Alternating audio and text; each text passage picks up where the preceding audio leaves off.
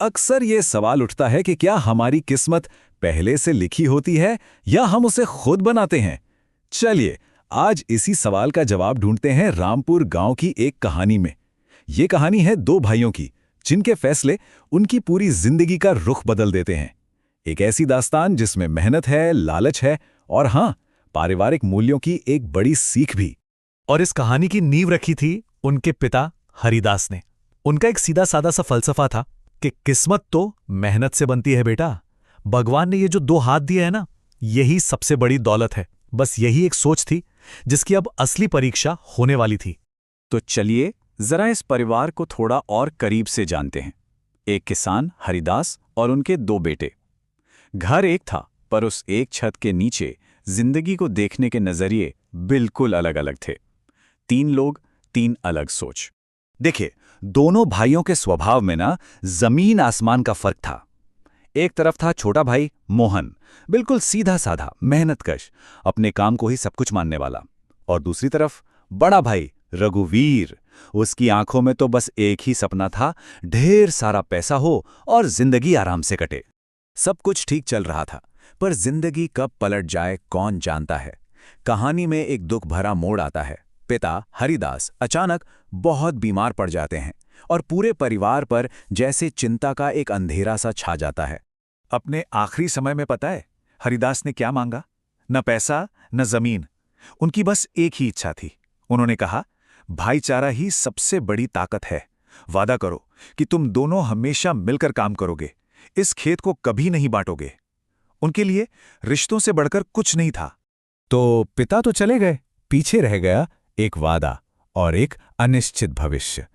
अब उन दोनों भाइयों के पास रास्ता दिखाने के लिए सिर्फ अपने पिता की सीख ही बची थी। लेकिन सवाल ये था कि क्या वो वादा सच में निभाया जाएगा? और इस सवाल का जवाब बहुत जल्दी मिल गया। पिता की चिता की आग अभी ठंडी भी नहीं हुई थी कि बड़े भाई रघुवीर ने बंटवारे की बात छेड़ दी। उसके अंदर का लालच अब धीरे धीरे सामने आ रहा था। रघुवीर ने जैसा कि उम्मीद थी चालाकी दिखाई। खेत का जो सबसे अच्छा हिस्सा था ना, उपजाऊ पानी वाला, वो उसने अपने पास रख लिया। और मोहन को क्या मिला? एक दूर का बंजर पथरीला सा टुकड़ा। उसने अपने ही भाई के विश्वास के साथ धोखा किया। तो अब दोनों भाइयों के पास अपनी अपनी जमीन थी और यहीं से शुरू होती है उनके इरादों और उनकी मेहनत की असली परीक्षा। देखते हैं कि इस किस्मत के खेल में कौन जीतता है और कौन हारता है। मोहन ने हार नहीं मानी। किस्मत को कोसने के बजाय उसने अपने पिता की बात याद की और अपनी मेहनत पर भरोसा किया। दिन देखा न रात उसने पत्थर हटाए, झाड़ियां साफ की, जमीन में जैसे नई जान फूंकने के लिए गोबर और खाद मिलाई और पानी का इंतजाम करने के लिए उसने अकेले ही एक छोटा सा कुआं तक खोद डाला। और उधर रघुवीर क्या कर रहा था? वो तो अपनी उपजाऊ जमीन पर आराम फरमा रहा था। उसे लगता था कि उसकी किस्मत इतनी अच्छी है और वो इतना चालाक है कि उसे ज्यादा मेहनत करने की जरूरत ही नहीं है। लेकिन जब फसल का समय आया तो नतीजा बिल्कुल हैरान करने वाला था। मोहन की कड़ी मेहनत ने जैसे चमत्कार कर दिया। उसकी बंजर जमीन से सोने जैसी फसल उगाई। इतनी भरपूर फसल कि वो रघुवीर की जमीन से भी अच्छी लग रही थी। पर कहानी अभी खत्म नहीं हुई थी। प्रकृति को अभी एक और इम्तिहान लेना बाकी था। अचानक रामपुर में भयंकर सूखा पड़ा।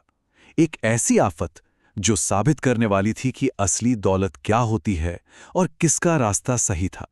और इस सूखे में तैयारी का महत्व साफ साफ दिख गया। मोहन का खेत उसके छोटे से कुएं की वजह से हरा भरा रहा, लेकिन रघुवीर का खेत पानी का कोई इंतजाम ना होने की वजह से पूरी तरह सूखकर बर्बाद हो गया।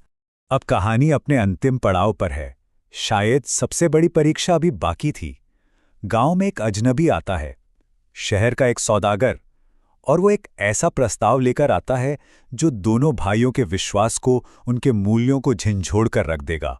ये सौदागर था सेठ गिरधारी लाल। उसने दोनों भाइयों की जमीन देखी और उसे खरीदने का प्रस्ताव रखा। बदले में शहर में ऐशो आराम की जिंदगी का वादा किया। रघुवीर के मन में जो आराम और दौलत का लालच दबा हुआ था ना, वो फिर से जाग उठा। तो रघुवीर के सामने एक बार फिर वही सवाल आ खड़ा हुआ। एक तरफ आराम की जिंदगी, बिना मेहनत के मिलने वाली दौलत, और दूसरी तरफ अपने पिता की विरासत, वो जमीन जिसे उन्होंने अपने खून पसीने से सींचा था। और इस बार रघुवीर ने एक ऐसा फैसला लिया जिसने सबको चौंका दिया। उसने सेठ से कहा, पैसा तो हम फिर से कमा लेंगे, लेकिन पिता की विरासत नहीं, हम ये जमीन नहीं बेचेंगे। शायद रघुवीर को एहसास हो गया था कि असली दौलत क्या है। कहते हैं ना, ठोकर खाकर ही इंसान को अकल आती है। और बस उस एक फैसले ने सब कुछ बदल दिया। दोनों भाई एक हो गए। उन्होंने मिलकर मेहनत की और अपने खेत को इतना समृद्ध बना दिया कि पूरे गांव में उनका नाम हो गया। आखिरकार उन्होंने अपने पिता की आखिरी इच्छा पूरी कर ही दी। तो इस पूरी कहानी का सार क्या है? कुछ बहुत जरूरी बातें हैं। पहली, कि कड़ी मेहनत से बड़ा कोई धन नहीं। दूसरी, भाईचारा और एकता में जो ताकत है वो कहीं नहीं। और सबसे बड़ी बात, असली अमीरी पैसों से नहीं तोली जाती। असली दौलत तो आत्मसम्मान और परिवार का साथ है। और इसी सोच के साथ इस चर्चा को यहीं खत्म करते हैं। आज की इस भाग दौड़ वाली दुनिया में जहां हर कोई शॉर्टकट ढूंढता है, जल्दी से जल्दी अमीर बनना चाहता है, वहां ये कहानी रुककर सोचने पर मजबूर करती है कि धीमी लेकिन लगातार मेहनत से जो विरासत बनती है, उसका असली मूल्य आखिर है क्या।